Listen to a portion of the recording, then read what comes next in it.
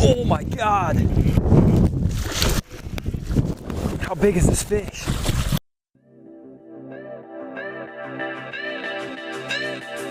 Morning, y'all. Here today at Lake Atkins in Central Arkansas, and I think today is going to be awesome. It's been really warm the last few days, and then we just had a cold front that came through, and it's been raining this morning and windy. I think it's going to get these pre-spawn bass fired up, so I'm pumped.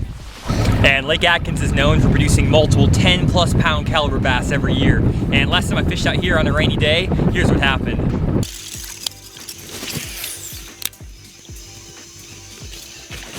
Got him. Good one. There we go. Look at that thing. Got him. Big one. Another big giant.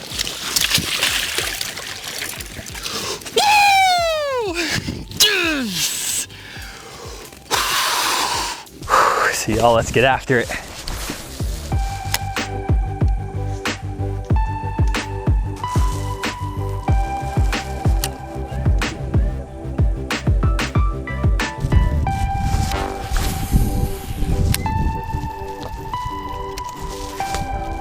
Got him.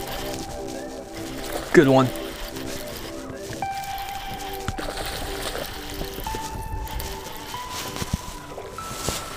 Oh yes, look at that one, dude. First fish of the day right here on a crankbait. Just throwing a little square bill. The hook came right out. That's a 3-pounder right there. Awesome fish. Kind of fishing outside little bush out here.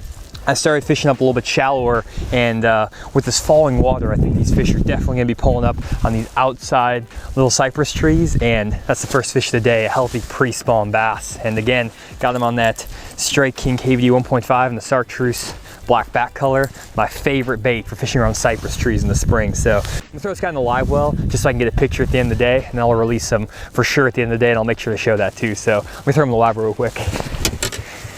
Oh, awesome, dude. So just fishing, again, there's this little isolated cypress tree out here, and I threw that crankbait right out in front of that tree, and as it came down the side of it, that fish crushed that bait. Actually, he didn't really crush it, he kind of nipped at it, but I just switched out to brand new treble hooks on this bait right before I got out on the water, so I'm glad I did. But I think that this crankbait on the cypress trees is gonna be the deal today with the wind and the cloud cover we have. And then also, if you kind of look at some of these trees while I'm fishing, you can see that there's a nice water line, and just looking at that water line, you can tell that the lake's dropped about a foot recently. And so because there's so much cover out here, I feel like these fish were kind of spread out in these trees when the water was high, but now that the water's falling, they're gonna be pulling out of these trees on the outside edge, on these outer cypress trees, and it's probably gonna make them a little bit easier to find. And so hopefully I can keep picking them off with this crankbait. So let's get another one. And the trick to fishing these cypress trees with this crankbait is, first you gotta get that bait up underneath all these branches, but also you wanna put that bait as close to the base of that tree as possible. And if you're not hitting the side of that tree, most of the time you're not getting bit. But a lot of times you'll end up in the tree just like that, which isn't ideal, but if you stick with it enough, you'll get enough good casts in, and you'll catch some good fish doing this. And like with this tree here, where I just threw that bait straight in the limbs, if I can't get a good casting angle on the base of that tree, then I'll normally pick up my flipping stick with a tube, and I'll just pitch that bait right to the base of those trees. And I wanna make sure I hit every tree in this area. And so if I can't fish it effectively with that crankbait, then I'll just hit it with this tube. And again, if I can cast, try to put that bait right on the base of that tree and let it free fall straight down the side of that tree. Now here's a better look at this spot, and as you can see, there's a group of cypress trees that stick further out from the bank than any of the other trees down this bank. And then if we zoom into the spot, again, you can see there's some isolated trees off the bank here, and the outside trees are in 3 to 5 feet of water, and then the trees get shallower as you move towards the bank. And there's a lot of rain in Arkansas over the past few weeks, and so the water was flooded way back into these trees on the bank. But the water is actually falling out of those trees now, and the fish that pulled up to the bank when the lake was flooded are now pulling off on these isolated trees in deeper water, and they're staging on these trees before they move up to spawn.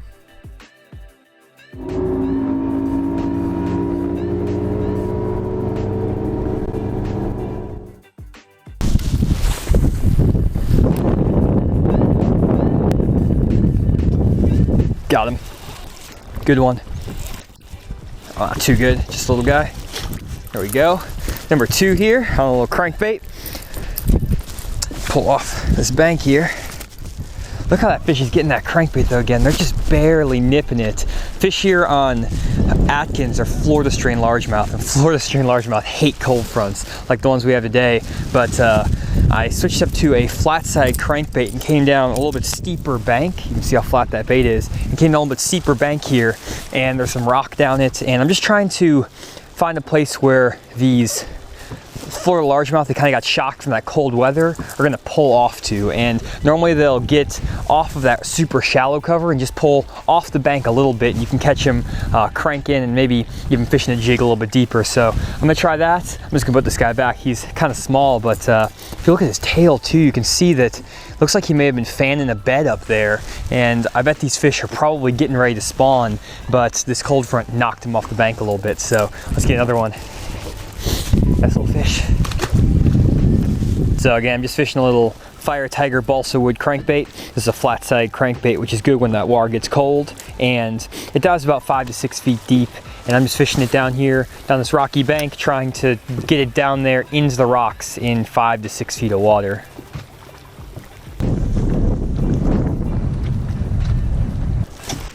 Got another one.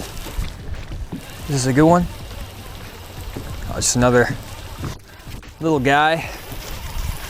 Some fish down this bank though, again, barely nipping at that bait there, but that's number 3. Not giant, but hey, when the fishing's tough, it's always good to just put a limit in the boat. That's not even a keeper, but at least I found a pattern that can run here for a few minutes at least.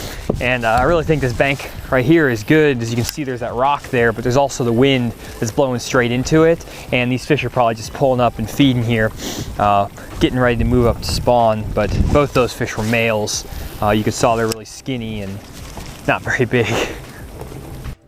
And then here's a look at this bank that I'm fishing, and this is one of the few banks on Lake Atkins that has natural rock on it. Most of the bottom is pretty muddy on Lake Atkins, and this rock extends down to 5 or 6 feet of water. And I think these fish were spawning on this bank before the cold front hit, and then after this cold front they started to pull off the bank and get in a little bit deeper water, and they're going to probably stay there until the water warms back up.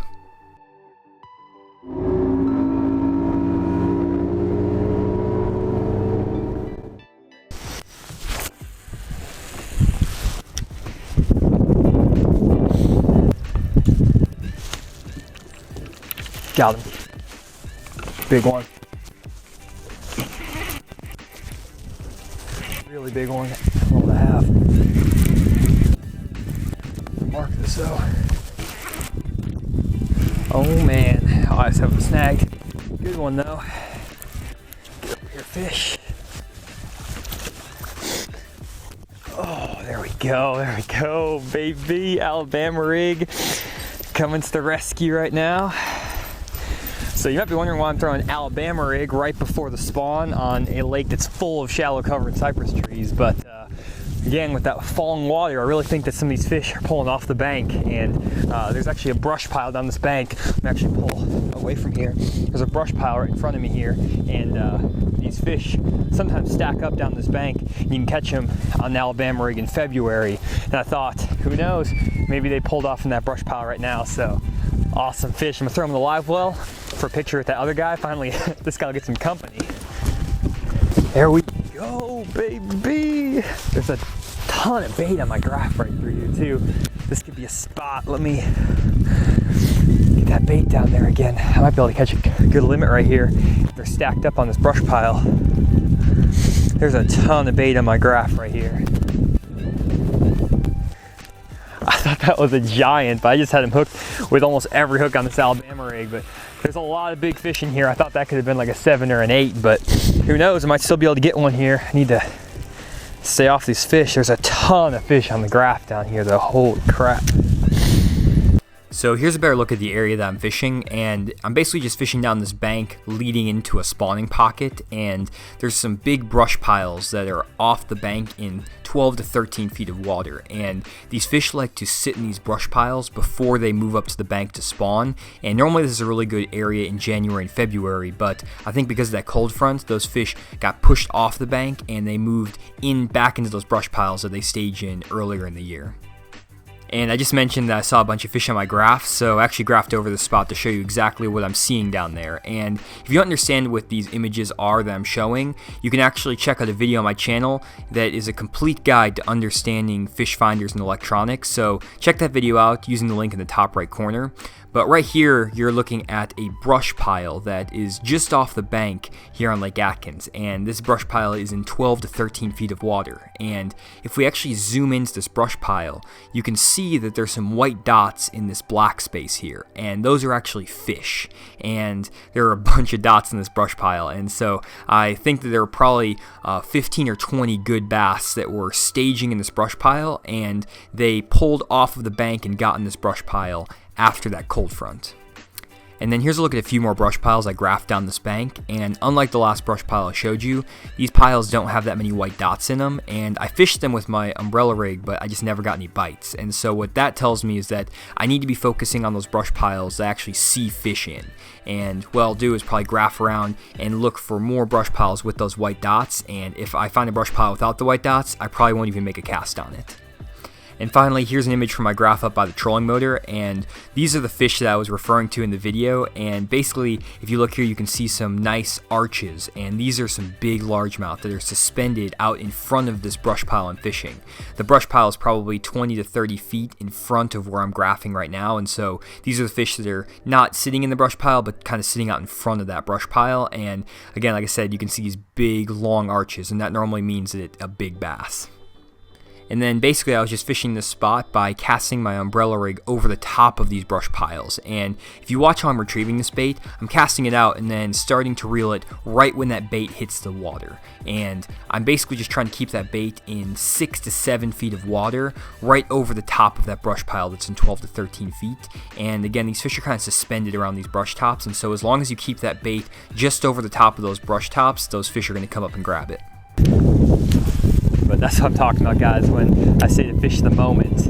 I caught that really good fish this morning on that crankbait, and I've caught a ton of good fish this time of year on cypress trees on Atkins, but the conditions are just not right for it today, and that cold front has pushed those fish off of those trees. And I could have been stubborn and just stayed on those trees all day and probably not caught any more fish, but instead I switched up with the conditions, picked up this Alabama rig, which I didn't even have tied on. I just pulled it out of my box and rigged it up, and immediately caught that nice 3-pound bass and got some momentum back. So when you get on the water, don't get stuck on what you've done in the past or what even you did earlier in the day. Sometimes one bite can lead you in the wrong direction. So just keep an open mind and try to fish the moment, and you're gonna do a lot better on the water.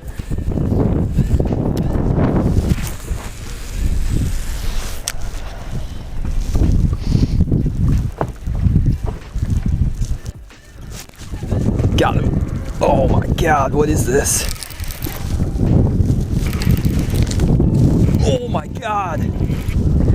Oh my God, guys. Stay on, fish. How big is this fish? How big is this fish? Woo! Oh my God. Look at the eyes on that fish. Oh. Oh my God.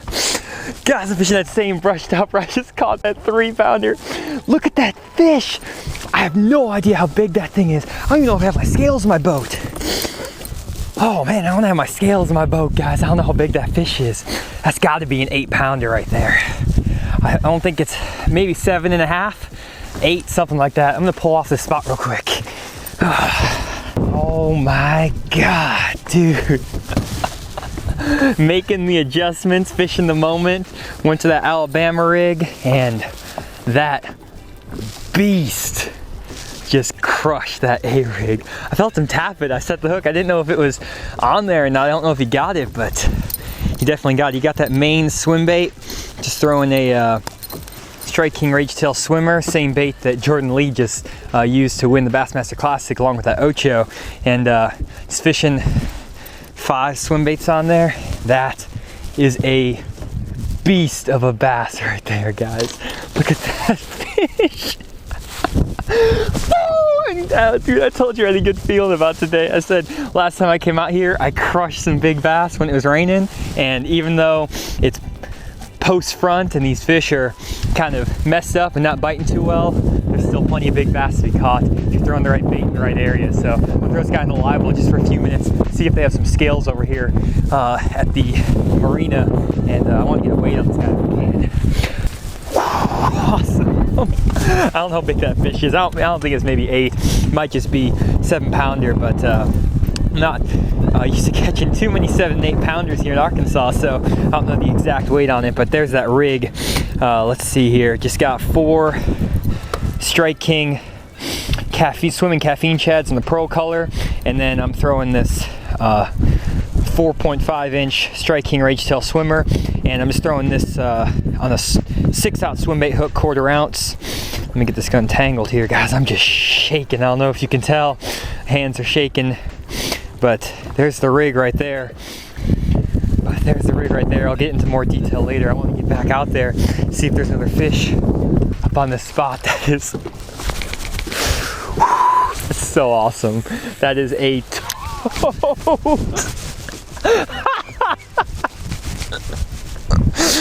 oh my God. I need to get another one. I could have a really big bag today, guys, if I put a few more fish in the boat. Guys, my Sharon here is gonna help me weigh this bass, so I'm gonna pull him all the way to the live well real quick and get a weight on him. Nice one right there. That's a nice one. Yes, it is. Ma'am. That is a nice one. Okay. There we go. Get a weight. 8 pounds, 7 ounces. Looks like that's actually my biggest bass I have ever caught, guys. 8 pounds, Right. 7 ounces. Personal best right there.